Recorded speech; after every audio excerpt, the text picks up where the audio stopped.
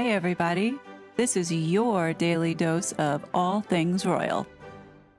Welcome back, my gorgeous, good looking friends. This weekend, many of you may know, we've been treated with another PR stunt, but instead of it being in a parking lot, you guessed it, it was again now at a concert. But this time, the concert was Katy Perry.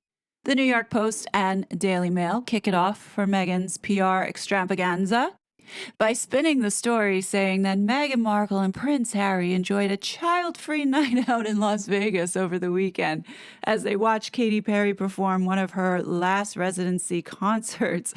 I just find this comical because every time we see them for these pap shoots, they're never with their children. So, I mean, why even bother bringing it up? I mean, that's just such a sore point that it's going to get called out every single time. Anyhow, Meg's spin to the story was that they were joined in the VIP section by Celine Dion, meaning Celine Dion wanted to go sit with them. I mean, you just can't make this up. Well, it appears that this reporting apparently pissed somebody off. My guess it would be Celine Dion. And TMZ fires back, updating their original story, at which they write, TMZ has obtained some video of Katy Perry's last residency show in Vegas, and it looks like the stars on hand, including Celine Dion, were busting a move and having a blast. Now, here's where TMZ sets the record straight. It says, as for Meghan Markle and Prince Harry, we're told they were also seated in the VIP section, but they were in a group of seats that were adjacent to Celine and co, so not really with them. Their night seemed to be a little more low-key, with Meghan chatting up a woman she was sitting next to, and PH just kind of sitting there, minding his own biz, somewhat aloof. Even when they were seen standing up with the others, the couple just sort of stood there.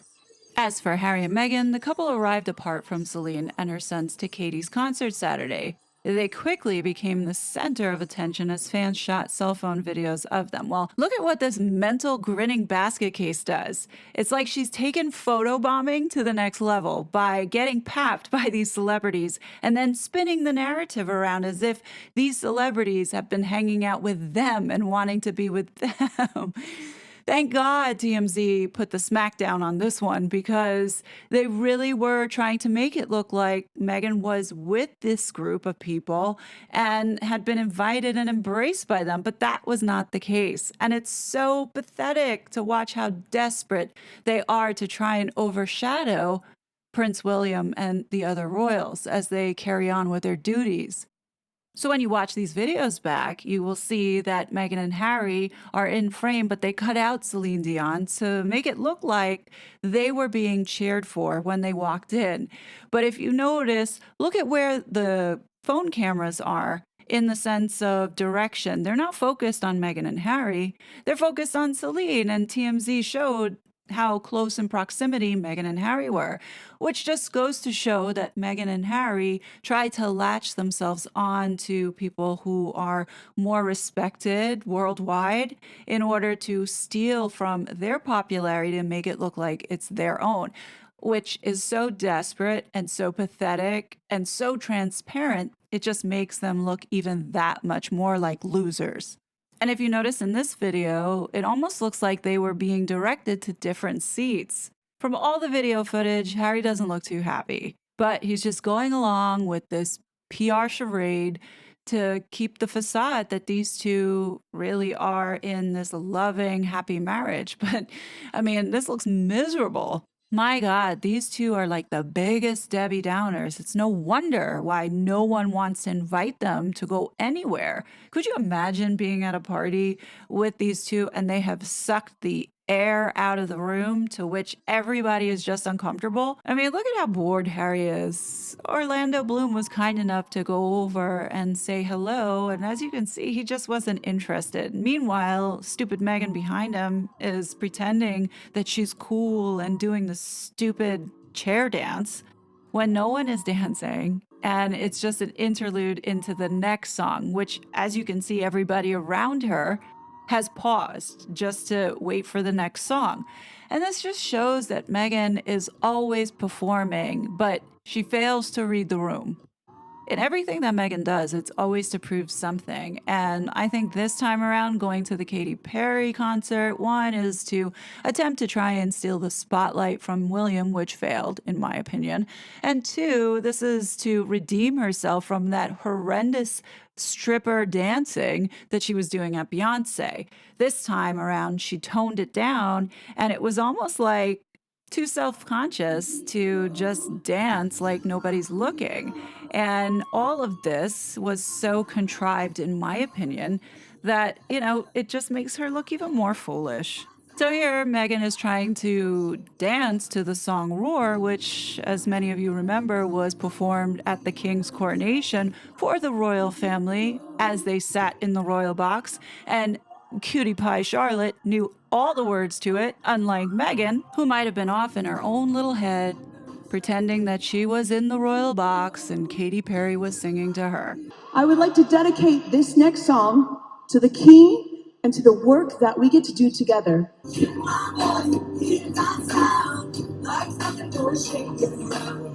I'm going to give TMZ the credit here on this one. They accurately reported this story, and if you look at Harry and Meghan, they look so boring and dull.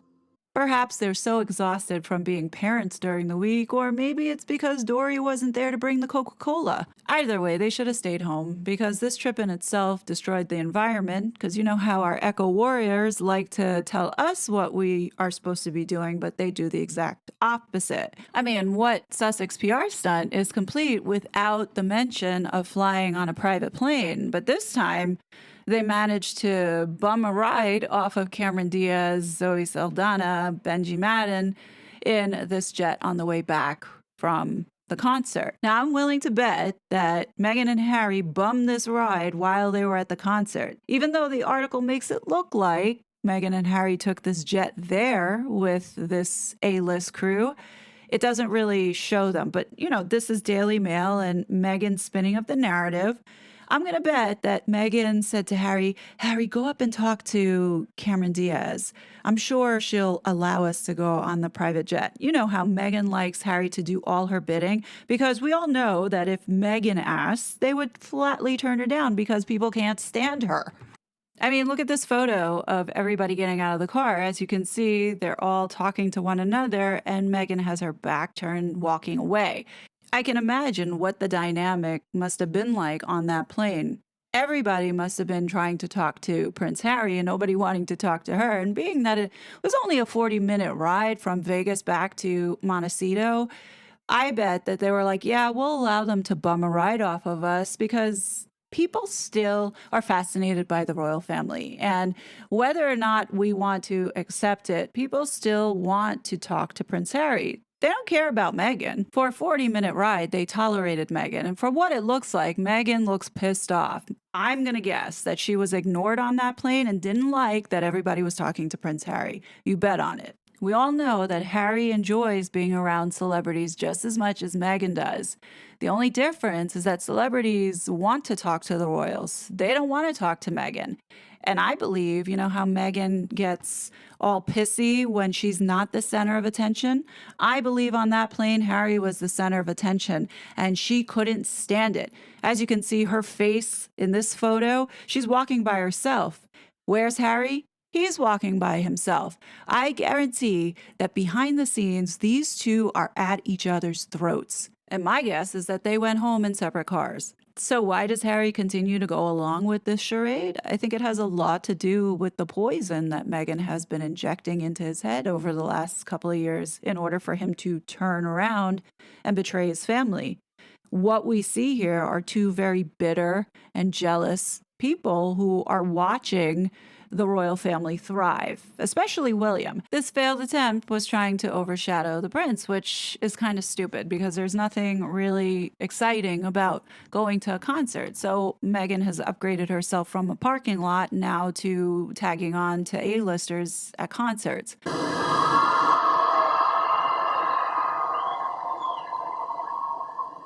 You can bet that Meghan and Harry are watching the public react to Prince William and how loved and adored he is around the world. Even babies see the good nature that comes out with Prince William. I mean, this got me. When I saw it, I was done. Babies and dogs know. They have a sense of what's good and what's evil.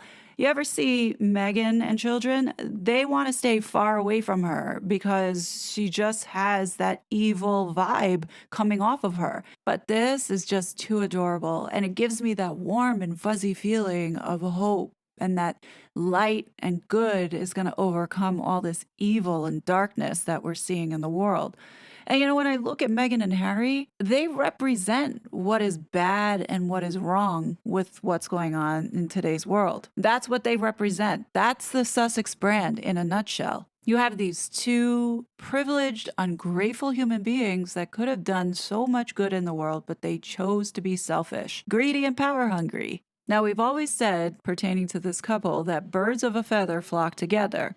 And we've seen the associations that Meghan has made for herself in trying to climb this greasy pole of hers. I believe Harry knows what Meghan is, but he is too far into it for him to get out of it, and thus he just deals with it. He knows that she is behind a lot of these press releases and leaks.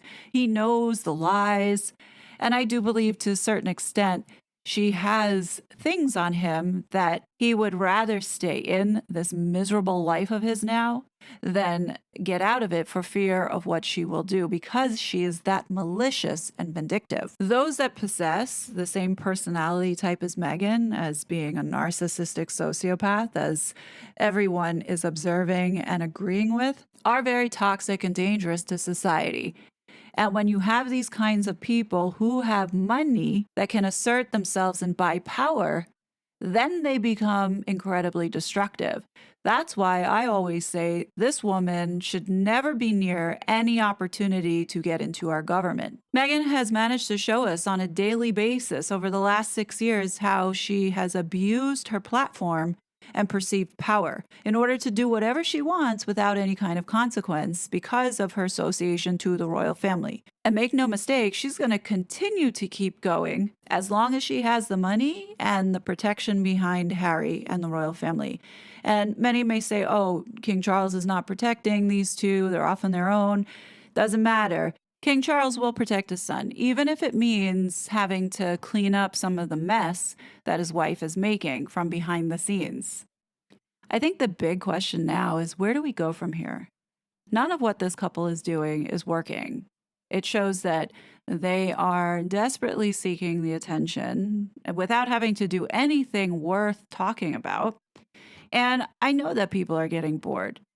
Are we going to see more of these PR stunts that have no meaning, no purpose, just simply, hey, here we are, look at us, but we want privacy?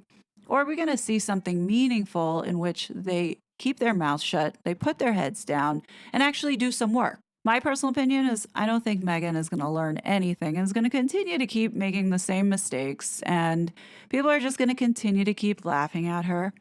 I mean, all we could hope for is that this week, Samantha's case gets a green light to move forward, because there's a lot that needs to come out. For those that keep saying that Meghan has to show up, otherwise she's going to be in contempt of court, that's not true. This is an oral argument. Meghan doesn't have to show up. She didn't show up to the last one, so why is she going to show up to this one? But you never know. Anything is possible. And at this point, Meghan is grasping for just about anything to keep her name in the public arena.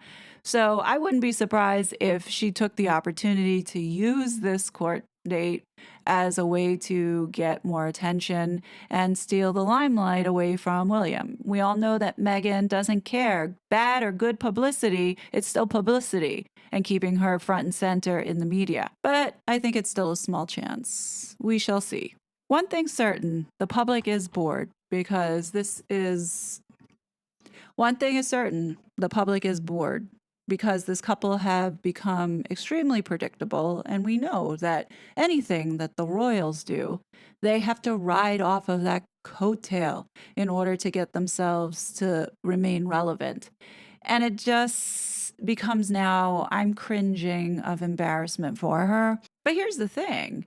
What Meghan and Harry are failing to understand is the more they continue on with these contrived PR stunts, the better the royal family looks. And the only people to blame for that happening and backfiring on the Sussexes are the Sussexes. So, what a win and bonus. It's no wonder why the royal family have said nothing and reacted to nothing that this couple have done. It's because it's actually helping them. And we know that that's eating up Megzilla inside for sure. So, what can we expect to happen this week in order for Meghan to deflect away from this court case and also to shit all over this Earthshot Prize? Well, she spent a hell of a lot of money with the Daily Mail and putting out articles. It looks like every hour on the hour. As you can see from today, all these articles have been put out. And just recently, my guess is now they're going to focus on going back to pulling the race card and talking about race. And in this new Daily Mail article that just popped up literally about 5 minutes ago, we're bringing up the race card. So I'm guessing Meghan's going with the race card this time around to stir up more shit. Similar to what she did last year with that whole Nagazi Fugazi and, ruining the Caribbean trip for William and Catherine. It's important that we recognize this stuff and call it out for what it is, and that's paid propaganda.